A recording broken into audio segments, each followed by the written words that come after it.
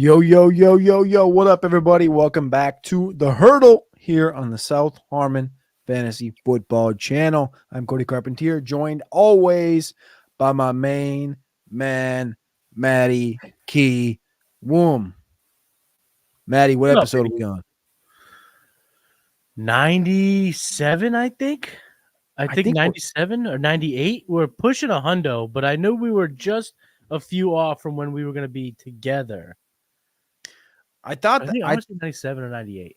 I'm gonna be honest with you. I went to intro that and I was like, wait, is this a hundo? Is this a hundo? I don't believe today's a hundo. I don't think so. I'm pretty I think sure the we're one at 98.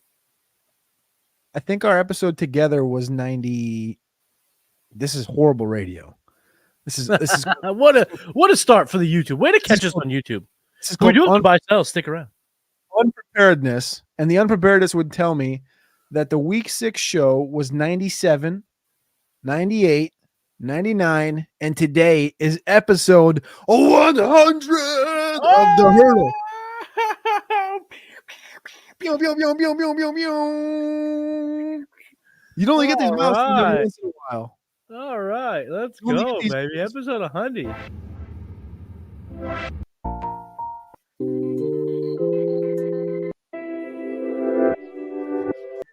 Audio, great stock audio here from our friends. Friends. But episode 100 is here. Shout out to Matty Kiwoom, my main man. We've been doing this thing for a minute now, about a year, a little over a year. We got 100 episodes in here for The Hurdle. We're here tonight talking you through buys and sells in fantasy football. We're going to be talking you through the NFL trades that happened and why maybe you should be not so into this Deontay Johnson thing.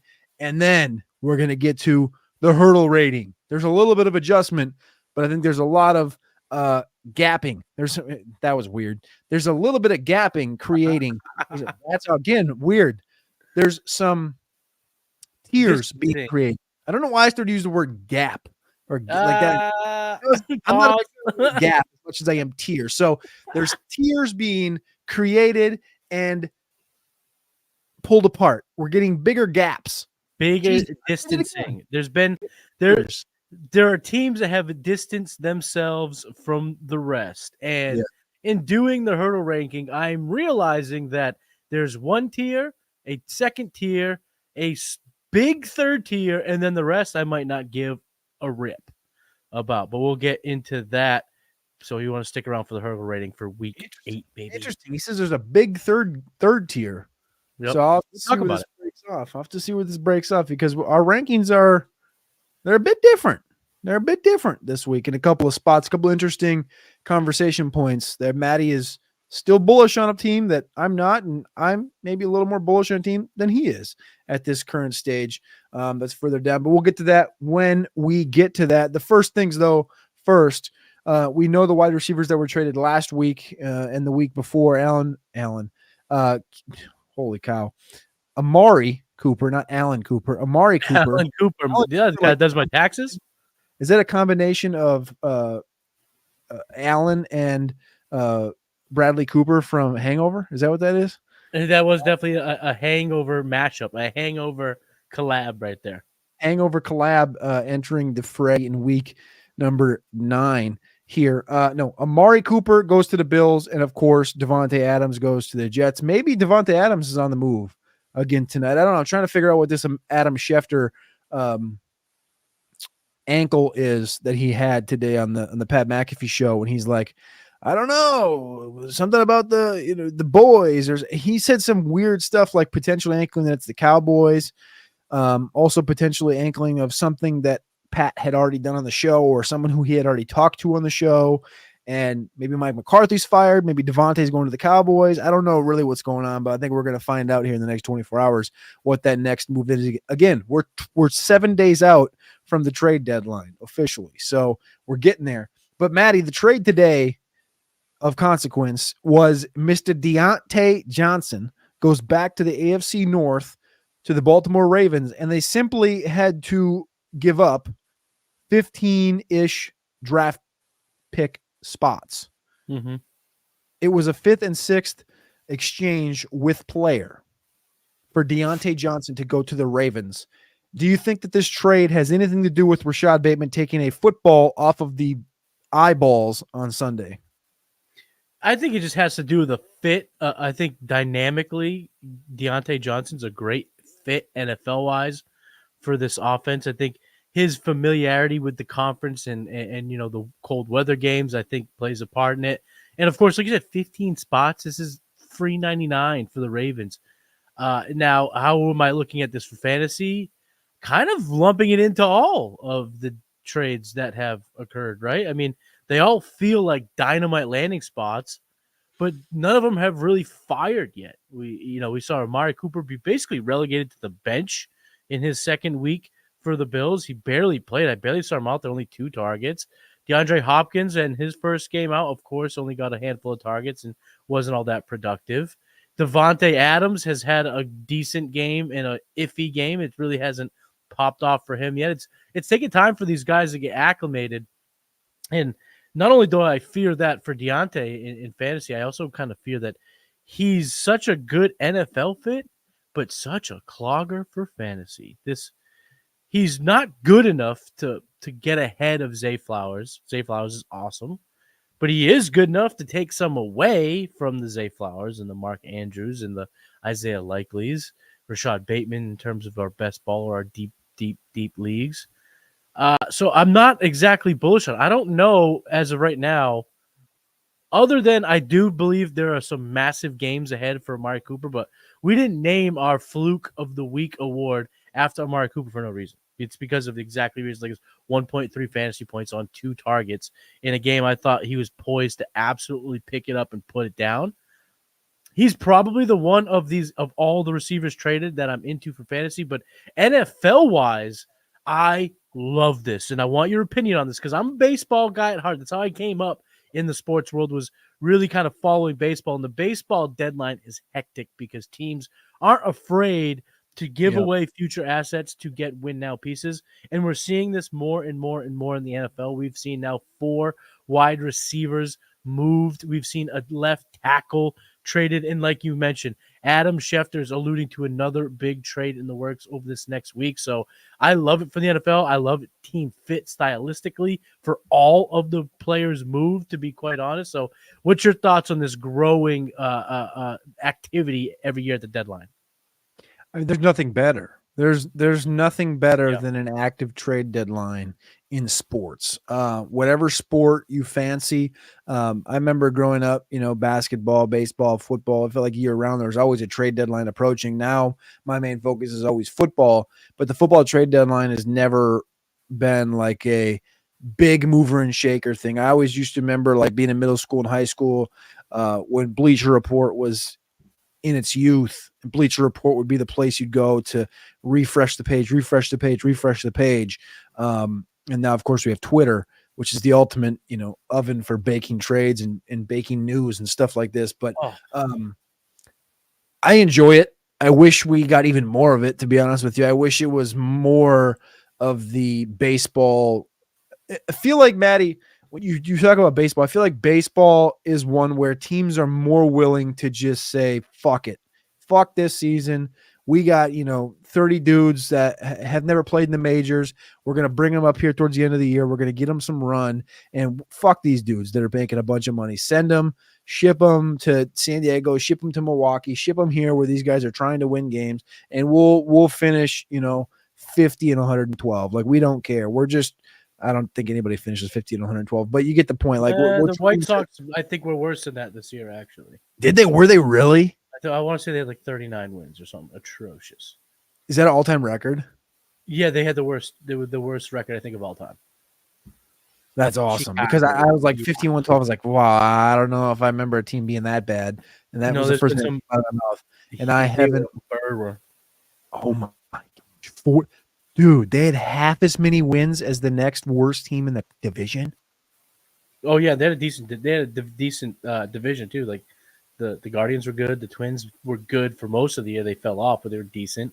The Royals made the playoffs. The Tigers made the playoffs. 3 teams in that division made the playoffs, and one was playoff bound up until like the last 3 weeks. It was a good division. But the thing that I like to see, and I will be very excited for as the development of the deadline continues in the NFL, is the arms race. In baseball, it becomes like a tit for tat. I don't think we're quite there yet. It's easier for baseball because a middle reliever is a role player, but he could be a big factor in a World Series victory where like the long snapper isn't going to dial it in.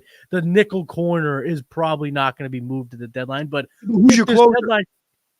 Who's your closer? Well, it's your edge rusher. If you get a closer, but the closers are big money, big ticket items, big prospects are moved. So it's really more of a good, it's really a great analogy for wide receivers. It's a great analogy there. Guys who can close out games, guys who can create, the guys who could be used versatily. Like, I mean, there's a lot of translation there. But I'm excited for the development overall of the arms races that I think we're going to start seeing in the NFL, especially because of the parity's always there.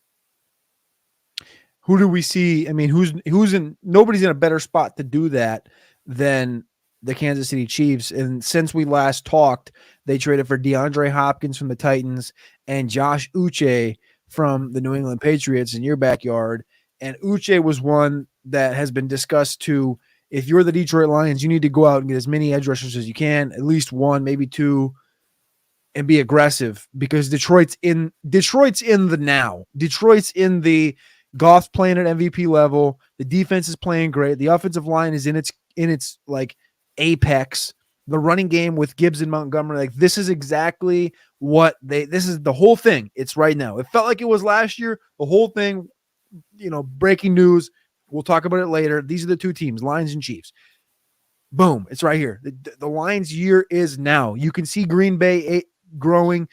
Chicago is most definitely going to be they're probably a couple years out. Minnesota's going to be tough. We'll see what J.J. McCarthy looks like. This is the year for Detroit to do its thing. And, Kansas City's been here, obviously, for the last decade. And they did the bump, offense and defense. Bump, Uche, bump, Hopkins. Like, they went out. They got ahead of the horse. They didn't get ahead of the horse. They didn't put the cart ahead of the horse, and they were attacking at the trade deadline early, and they go get Uche and DeAndre Hopkins, and Uche was 100%, had to be in the Lions forecast. So it's not the most active, and it's not the biggest name, Josh Uche, but I think it's a very clever move here for the Kansas City Chiefs. And then DeAndre Hopkins. What are your thoughts on Hopkins going to the Chiefs? We didn't really get anything this weekend from Hopkins in that context. I think anybody that was expecting much was fooling themselves. He had 4.9 fantasy points this weekend, but I always thought there was ability for potentially like a red zone target that could potentially turn into something, but to expect him to turn around in 2 days was a bit of an ask. The only downside I hate for the DeAndre Hopkins trade was it pretty much kind of nukes Juju Smith-Schuster and it tells me he's dead, right? Yeah, I mean, the game that we saw was that Sunday Night Football, Monday Night Football, whatever it was. That was a role, not a player, right? Because we saw the player being a shell of himself in New England and early on in Kansas City, but what we saw was a role. DeAndre's going to take that role. DeAndre's a pro. DeAndre's going to be good over the middle. He's still got a little bit of contested catchability. There's going to be games where he has 7, 8, 9, 10 targets, and he's going to have great games. But he's also going to have bad games because at the end of the day, this team, this Andy Reid offense is built through the run. I mean, Kareem Hunt, sir, can you get off the couch, dust us off? We need a running back. Here's 21 carries in a divisional game. Here's 20-plus carries in a divisional game. So they're going to run the football. DeAndre is a great fit. DeAndre is going to be, I think, a difference maker in the playoff as long as he's healthy because he still has something left in the tank. And when you go to the team like the Chiefs, it unlocks it. I saw it for years and years and years here in New England whether it be offensive, defensively, but we're talking offense. They come to New England or now they go to the Chiefs, and it's just the culture, the hype, the accountability, the structure, the management, everything is in line. These guys get the most out of it. But in terms of fantasy-wise, I just don't – I hope you were – if you're going to sell on the bump of that initial report of the trade. But I think the fantasy gamer is just getting too good overall, too pervy overall. You mentioned the easy access to Twitter and the ability to kind of be an NFL insider on your own and see all these opinions being crafted.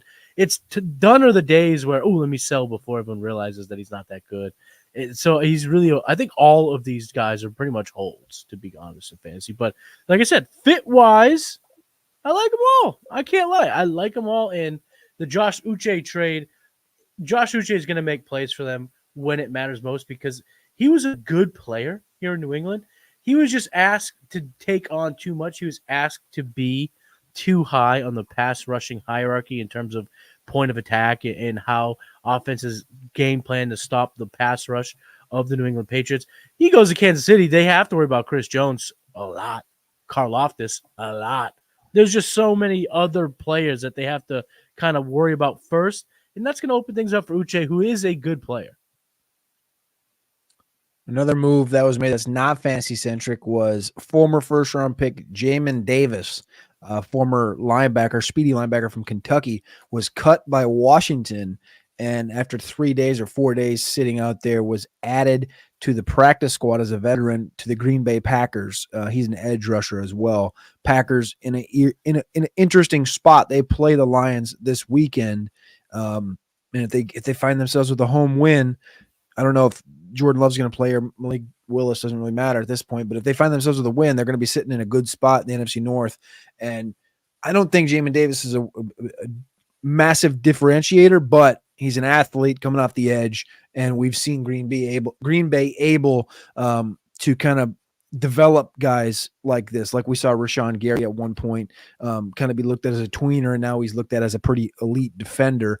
Any other traded players? I don't think we missed any traded players or potential or things you're eyeing the next week from a fantasy perspective that people can take advantage of. One I was looking at was Christian Kirk, but he, of course, is now out for the season. Yep. Anything else you were thinking? The last two on the list I thought that would be moved were Christian Kirk and Deontay. Deontay's been traded, and Kirk ain't going anywhere now. I'm always open for surprises. Tampa Bay still seems like a good landing spot. I was really hoping fantasy-wise that a Deontay Johnson-type player would go to the Tampa Bay Buccaneers and play that role that Chris Godwin was so good at in the Liam Cohen offense. Who else could be available? I don't know. I just kind of looked through the Rolodex of names. There's just not. I don't see a player that could be traded. I don't see anything for fantasy purposes. Maybe a running back. Maybe like the Cowboys try to pry away a Miles Sanders, Khalil Herbert that we've been dreaming about now for 6 months. Running backs might be moved, but I don't see any more. I don't know what receivers. I just don't know. What's more likely? I opened up with it. What's more likely, that Dallas fires Mike McCarthy tonight or in the morning, or they trade for Devontae Adams type player? Neither. Well, what's more likely? They push the chips in, they try to say we're still got a chance, or they fire a coach because they're done. Like they're 3 and 4. I think if anything more likely, they trade for Devontae Adams because you've signed the quarterback, you've signed the receiver, you're waiting for the edge rusher to get healthy. The offensive line isn't terrible. You could talk yourself into that. You kept fighting in that Niners game. I do think that they'd be more prone to buy than sell. That's fair. Let's see here. I was just double checking. I wasn't wrong here. You're allowed to trade a player before 60 days if you trade them for a player. Each team, the trade can only be given one thing. Okay. So they still can do that. I was just making sure that I wasn't wrong there. All right. The hurdle rating. That's what it all comes down to. The hurdle rating, the most important rating in all of football. The bottom of this list, still 21 deep. The Jets have fallen from the 21st spot. I told Matty we couldn't go any further than 21, which is where we were last week. So we nicked the Jets off. The Jets are on a 5-game losing streak. The Dolphins aren't much better as the day stands tall. And the Dolphins, I think we both agree based on this, and the division is completely stench. 2 wins, 2 wins, 2 wins. The Dolphins at least have a a batter's chance or a DH's chance at this thing if Tua can get back in his second week. If they can get a win against Buffalo and get this thing moving, there's a chance. So Miami stands in at 21 this week over the New York Jets. We're going to run through the whole 21 here. We generally give you the top 10. We're going to give you the whole 21 because that's what we do. We're sick nasty like that. Number 20 comes in as the Los Angeles. Maybe 100. They come in at the Chargers come in at number 20 overall, right behind Dallas, who comes in at 19, and Arizona, who comes in at 18. One single question from this trio here. Obviously, the Dallas and the obviously Dallas is Dallas. The Chargers, we don't exactly know what they are at this point. They're interesting. Arizona, though. Matty has him at 20. I have him at 15. And I'll be transparent with you, Matty. I thought about putting them all the way up to 13 ahead of Chicago. And that's more of like a long game. When you look at that division in the NFC South or the NFC West right now, it's wide open. Wide open. The Cardinals are sitting there at 4-4. San Fran's 4-4. They get CMC back. Seattle's 4-4, and the Rams are 3-4. Arizona's got a head-to-head against Seattle and San Fran already. I feel decent about Arizona. I mean, we know they're one of the most popular teams in the NFL right now. But I have a bullish feel in my gut after seeing them utilize Marvin and Trey McBride, get the ball to Michael Wilson in the red zone, and beat the Dolphins and beat the Chargers in back-to-back weeks. I feel some type of way. Now, I know they've gotten blown out by the Packers and blown out by the Commanders. They lost to the Lions by 7. They lost to the Bills by 6. 4 looking like really tough opponents at this stage of the game. And then they had the 2 divisional wins. I like the resume if we're looking at it from that perspective.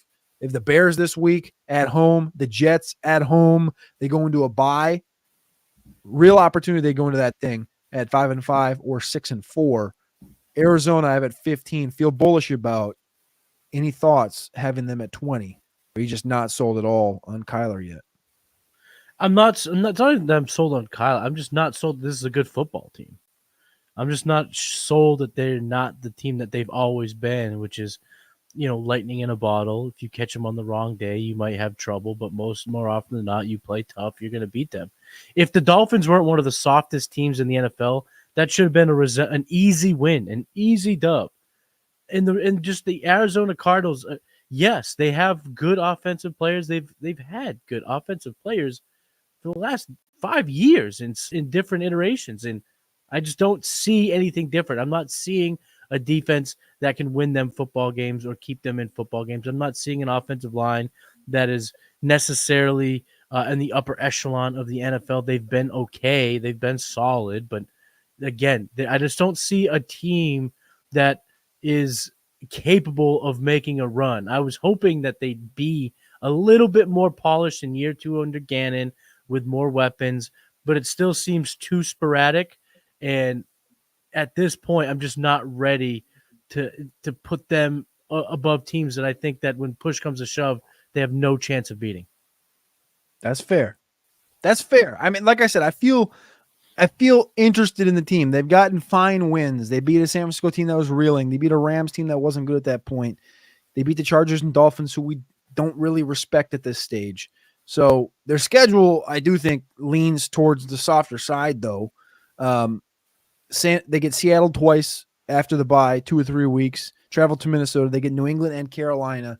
I think this team has a real chance at 9 wins. So I like them, but we'll see. I don't know if I'll move them up anymore, but I like where it's at. So the next tier up, we have Denver coming in at 17. I feel similarly about Denver as I do about the Chargers. I like what Bo Nix looks like, but I don't have an aggressive take on Denver being this team that I know can win a playoff game or compete in a playoff game to a certain extent. I know their defense is good and can travel, but I'm just not sure this team has enough firepower this year. I do think Bo Nix is good enough, though, in most years to compete for the Rookie of the Year. Number 16, Seattle. Number 15, Tampa. The Rams are at 14, and the Falcons are at 13. Matty has Denver 14. I have them 19. Matty has Atlanta 16. I have them 12. Those are the 2 big differentiators. I'm assuming he feels the same way about Bo Nix. Is there anybody else you'd like to talk about here? We did skip over the buy or sells, which was my mistake. So is there any buy or sells from any of these teams that you wanted to talk about? No worries. I mean, this is why we have such a good rapport. We kind of skipped over it, but I was ready to rock. I got my buys and sells. I'll weave them in when time is appropriate. But I think when we're talking it through, you and I see Denver and Arizona the exact same. It's just two different sides of the coin. And for me, the reason why I like Denver and have them 14th in my rankings is their defense just gets after people. They have good secondary pieces, and Bo Nix is experienced. And what we're seeing right now is the importance, I think, of the quarterbacks that took a lot of reps in college. And I'm just curious to see how this pans out over the next few years. I'm sure we'll look at it. I'm sure we'll talk about it. But someone that I do believe is a strong buy candidate of this grouping of teams, and these are for my super flex people out there, Matthew Stafford. Matthew Stafford is coming off of a massive game, 25 fantasy points on Thursday Night Football against the Vikings. But the boys are back in town. The boys are back in town, and we saw Matthew Stafford have his best game in terms of completion percentage. We saw him have his second best game in terms of passing yards, and we've certainly seen his best day as a fantasy producer, throwing 4 touchdowns. He still has the arm. Now the weapons are back. McVay is someone you can never count out. And for me, at this point in time, a lot of fantasy markets are going to start to formulate as teams realize that they're kind of in it or out of it. And Matthew Stafford is going to be a guy that sees the block in a lot of leagues. A lot of dynasty leagues are going to see Matthew Stafford available, and I'm okay paying the price. You got to pay a second. Hell, if you can bridge your way from a playoff first to get Stafford, I'm in. That might take like taking a third on with Stafford or getting a piece running back depth, something like that. You have to bridge the gap, but it's close enough at this point. And with Cooper Kupp back, Puka Nacua being back, and then seeing a little bit of the development of Tutu Atwell and Demarcus Robinson and Tyler Johnson, just really putting together a solid offense. And then, of course, Kyron Williams, in my opinion, the fantasy MVP to this point, because the haters were loud, but if you stayed in the pocket and drafted them second, third round, you have just a weekly motherfucker. And those guys are so valuable at this point of the year. So Matthew Stafford's a buy for me, and the Rams are a team that I'm putting a lot of my faith into. I think they're just built to win. They're coached well, and their defense hasn't been electric, but they have players that hopefully will get better. Exactly, they're young. It's young, and then we know young teams and rookies and defenses get better as the season goes along. That's why the Kansas City Chiefs defense has gotten so good the last couple of years. It's gotten better as the season goes long. Now we enter the real tiers. This is the real conversation, the real teams. All those teams we just talked about, they're way on the outskirts. We don't really believe in them. The Falcons are right on the cusp there. They've shown enough offensive output. We don't believe in them. I mean, come on. We believe in them as far as we can throw them, but we can't throw them very far.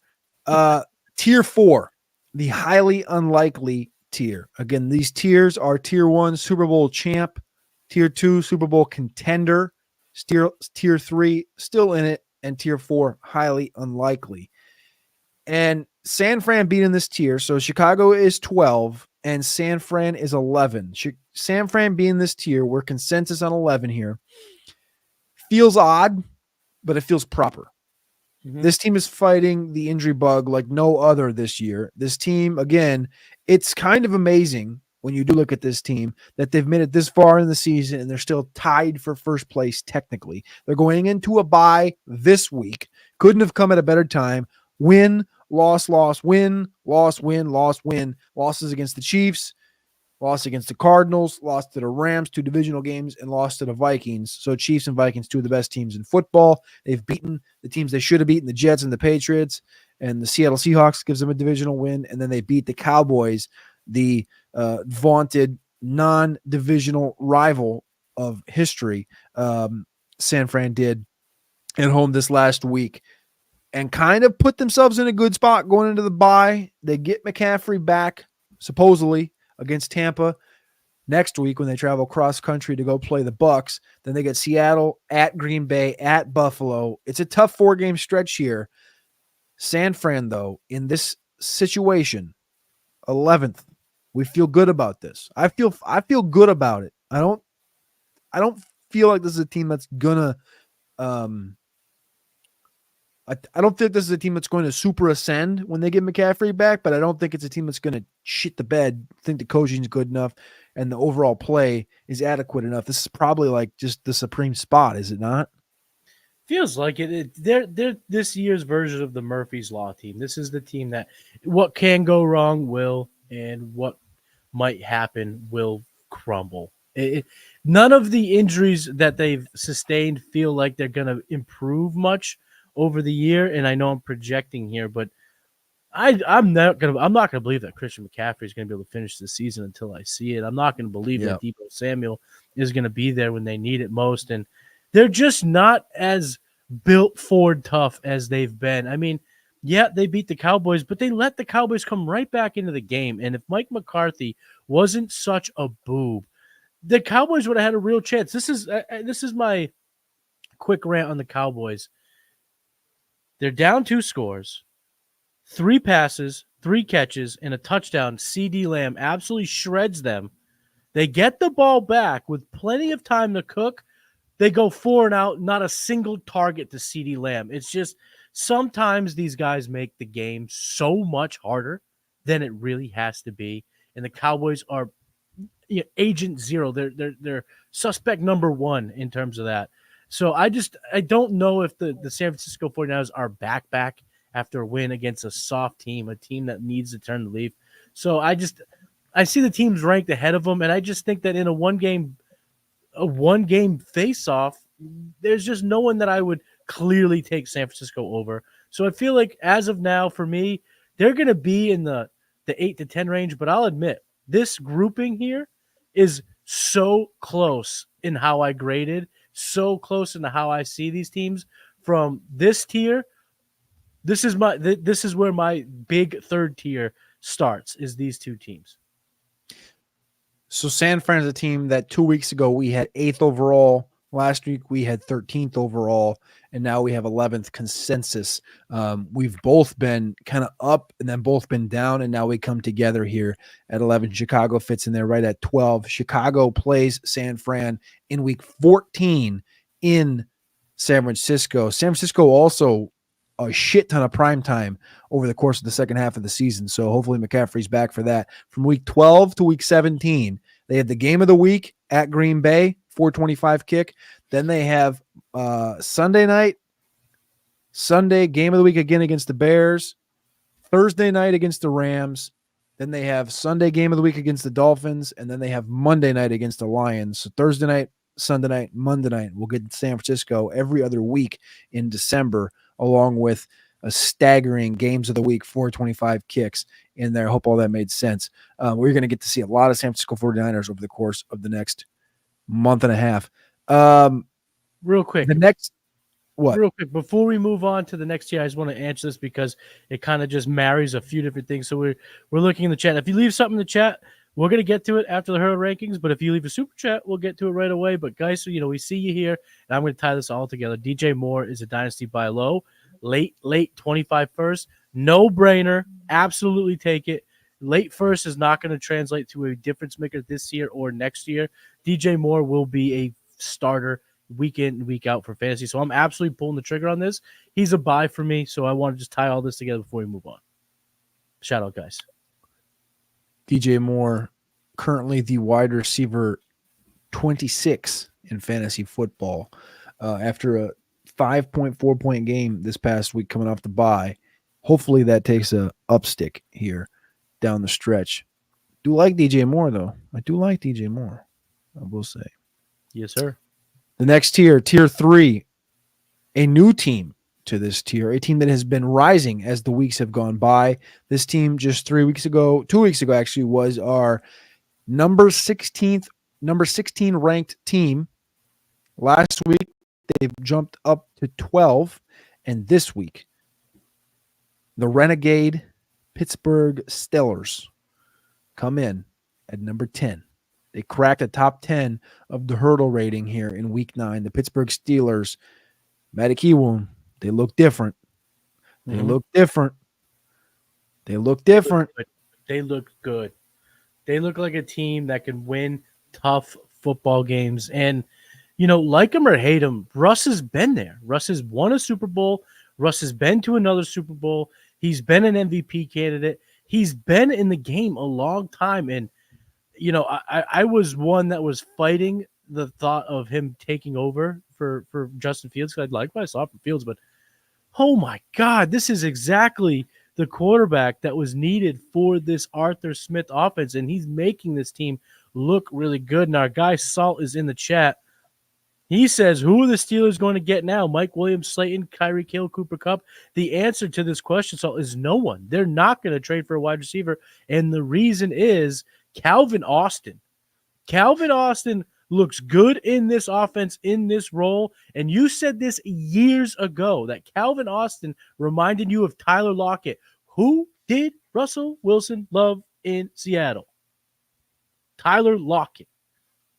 So I don't think they go after anyone. I think they're okay with what they have. I think they're a smart organization that's not going to go for the sexy pick.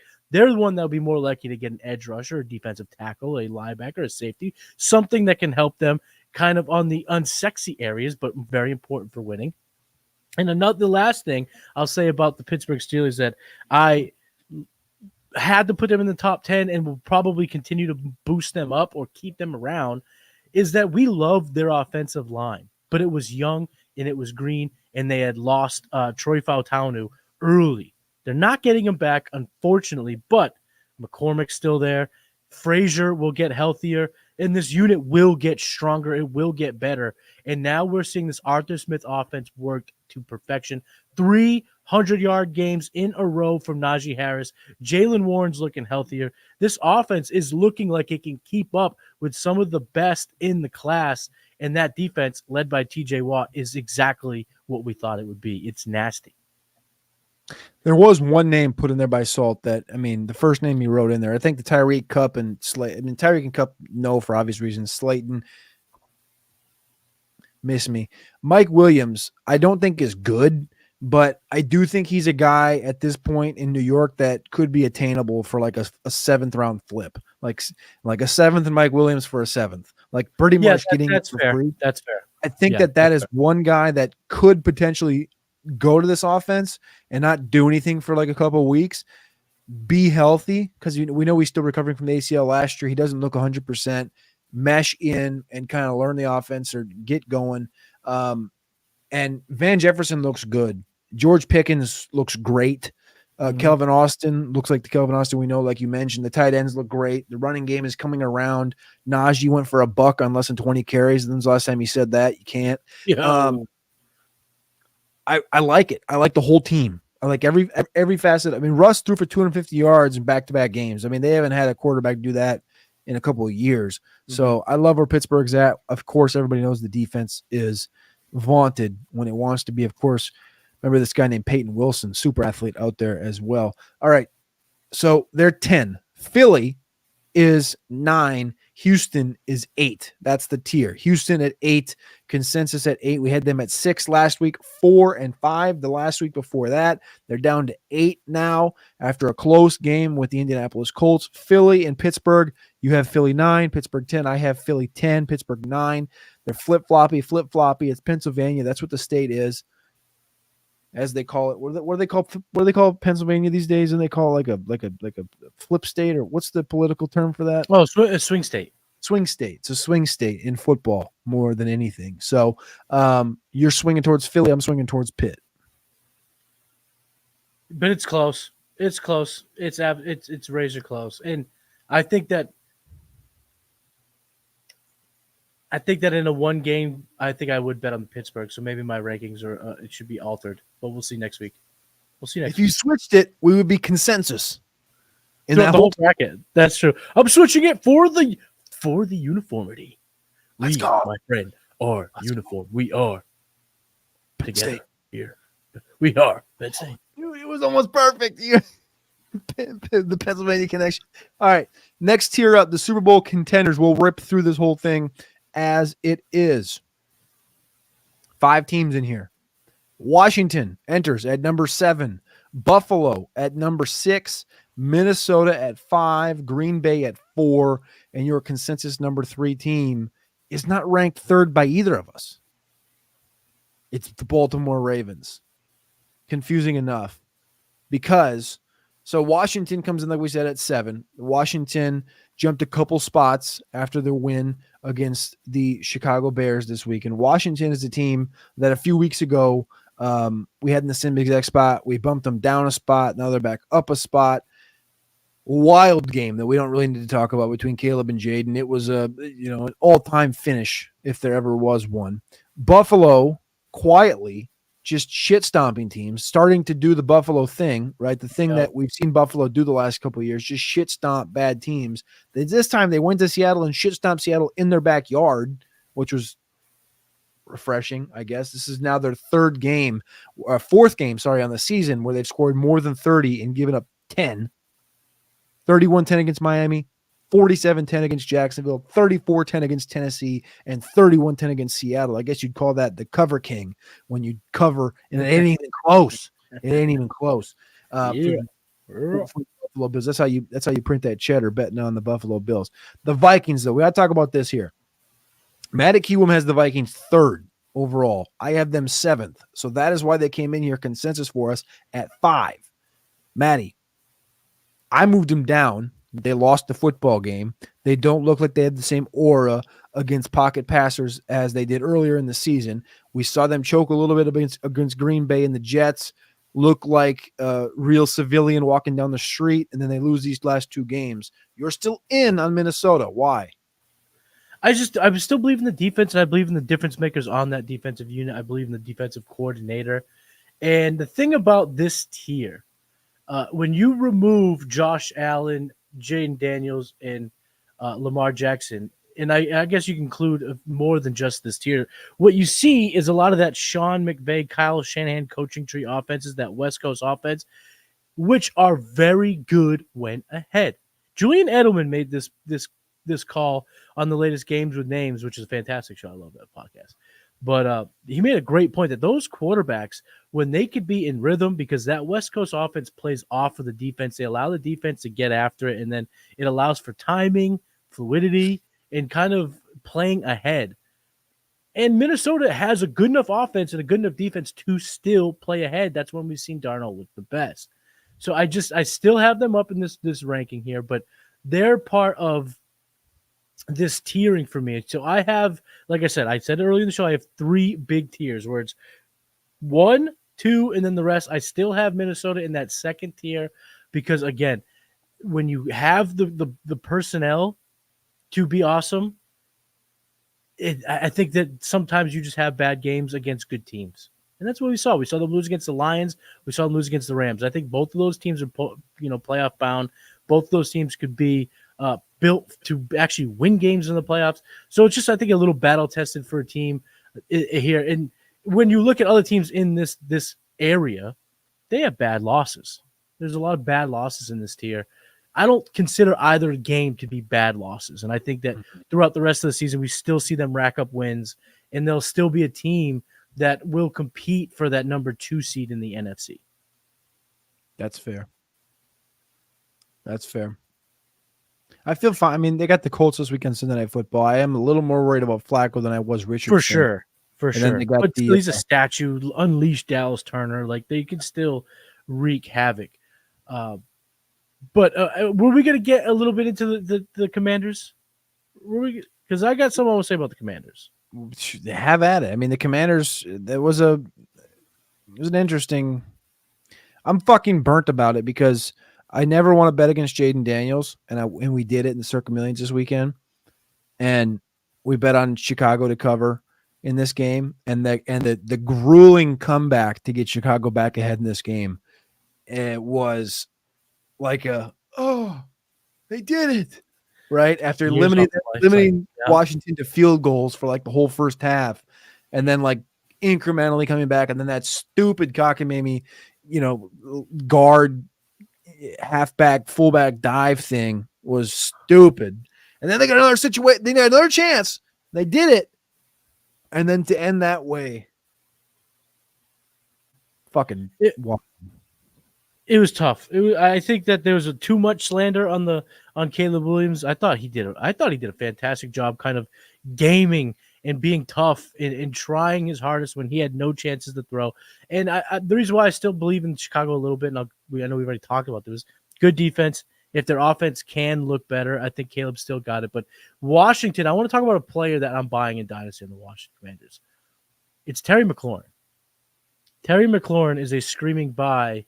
And when you look where he ranks in terms of, the hierarchy of wide receivers, you'll see a guy who's wide receiver 9 overall, but wide receiver 16 in points per game. And the reason why I bring up that difference is a lot of times when we're trying to look at value and look at market values throughout leagues, that difference can limit the asking price because everyone's pervy to what it means to be overall because you haven't had your bye versus plays per game is a lot lower. And I'm here to say that Terry McLaurin's not only going to smash for the year, I think that a top 10 overall finish is in the range of outcomes because when you look under the hood, you see a player that has analytical metrics that support the production we're seeing. So, of course, 4th in the NFL in receiving yards. We love that. But he's also 9th in unrealized air yards. He's got over 300 unrealized air yards. So a few of those connect. He could be as high as wide receiver 6, wide receiver 7. He's getting a lot of deep targets. He's getting good quality targets from, of course, the future offensive rookie of the year, Jaden Daniels. And then you look at the metrics that mean the most for me when I'm looking at my wide receivers. Top 12 in yards per out run, 6th in yards per team pass attempt, top 10 in expected points added. He's good. The analytics say he could be great. And I think the asking price, even though the managers who roster Terry McLaurin are going to believe that they're selling high, I still believe they're leaving a lot of value on that bone. And people can take advantage of that and pay up, but walk away with a really good player that's going to make a big difference rest of season. It's cool to finally see the Terry McLaurin thing come to fruition, which we had like a good feel on. If Daniels is going to be the answer, like this, he's going to drag McLaurin along with him. But when you like look at like the baseline stats, like the yards per target, career high, catch rate 70%. Last year is 59. 2 years before that, 59, 64, 64, 62. Like the catchability, getting the ball in his vicinity from guys like Sam Howell and all these donks that he's played with the last 5 years.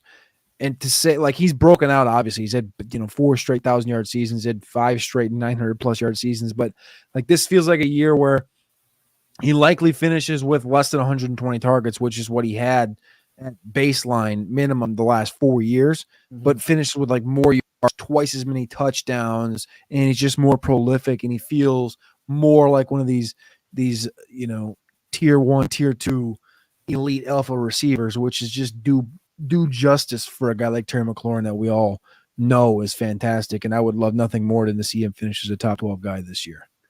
One last thing on Terry McLaurin, using wins of over replacement warp on SouthHarmonFF.com. You'll see a player that's inside the top 30. He's as valuable in terms of his seasonal value, or I should say his season value right now. He's been as productive and as valuable as Amon-Ra St. Brown, Jaden Reed, Devon Achane, Nico Collins. Nico has been hurt, obviously, recently, so that's going to drag him down. But the point is made that the analytics is there. The warp suggests that he's going to stick around as a top 25, top 20 type player by Terry McLaurin, for sure. There you go. By Terry McLaurin. Number 10, Pittsburgh. Number 9, Philly. Number 8, Houston.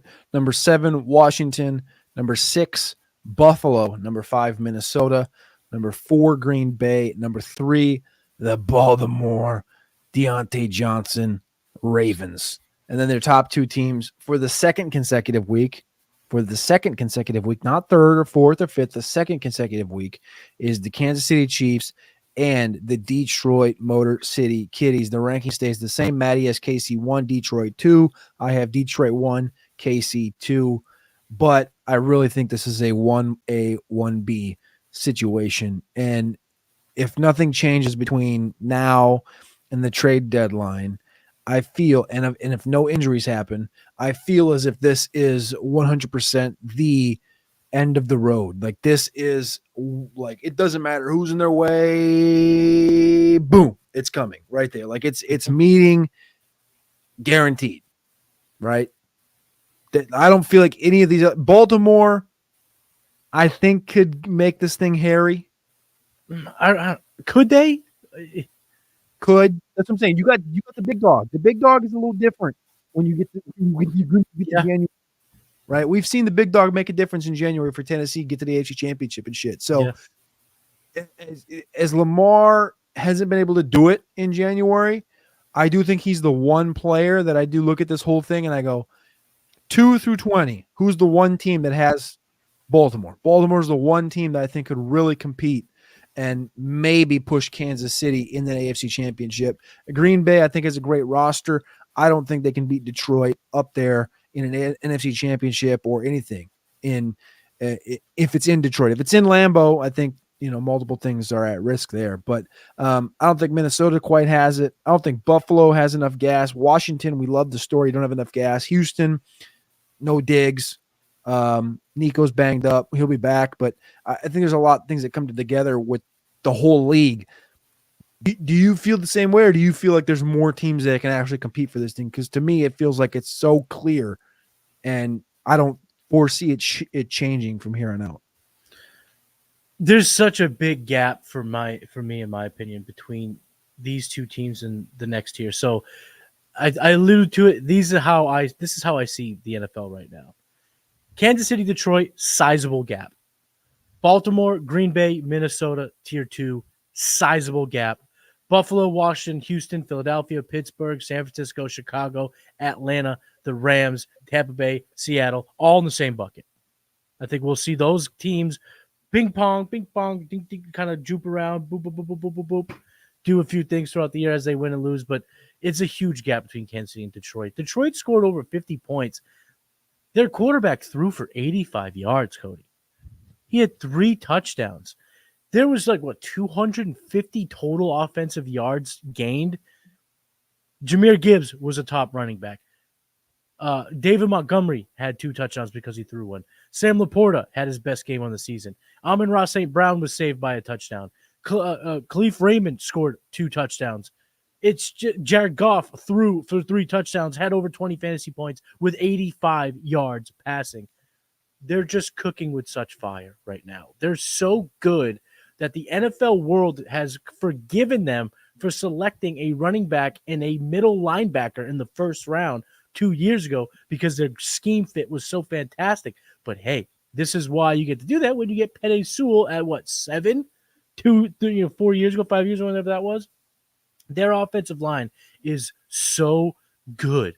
Their team that if they were I'm convinced of this, that if they were playing not even a bum team, just a lower playoff, maybe misses the playoff fringe team, let's call it an Arizona Cardinals, they could run the football 100% of the time and win that football game.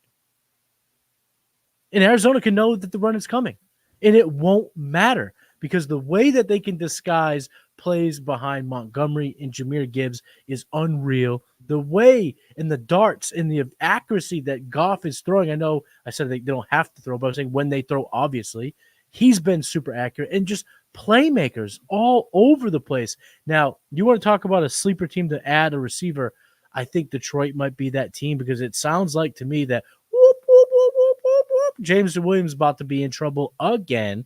And at some point, Dan Campbell's just going to cut bait because we've had the gambling issue. We've had now the PED issue. We've had off-the-field stuff, and now we have some sort of gun issue in Detroit where he's being investigated. Who knows how it goes down, but I could see them being in the market for a wide receiver. Maybe nothing with someone without a ton of sex appeal, but someone with some speed. A guy that comes to mind for me that I would love to see them get that's kind of low-key sick, Kendrick Bourne. Come take him from the Patriots. I think he's still got enough in the tank, and he's a tough player. He's kind of the only wide receiver up here that doesn't feel like an absolute bum baby right now. So I would love to see them get a guy like that, someone who can make plays downfield, someone that can kind of do their best in a Jameson Williams-esque role. It's going to be tough. Can't replace a guy with that type of speed. But Kansas City, the reason why I keep them at 1, though, is you got to beat the champ to be the champ. They keep winning. It seems like they're getting better. And in a game between Detroit and Kansas City, if it's in Detroit on Sunday at 1 o'clock, I think Detroit can win. But when the stage is bright, when the lights is on, Patrick Mahomes is going to perform. And if it's in the Super Bowl, it's in New Orleans this year, I don't see Detroit beating this team as they're both constructed right now, with the expertise, the ability to come back, all that being said. And does the Detroit Lions, can they come back? Can they go down 2 scores and come back? A team like the Kansas City Chiefs could be that test for them. But, yeah, they're on a collision course.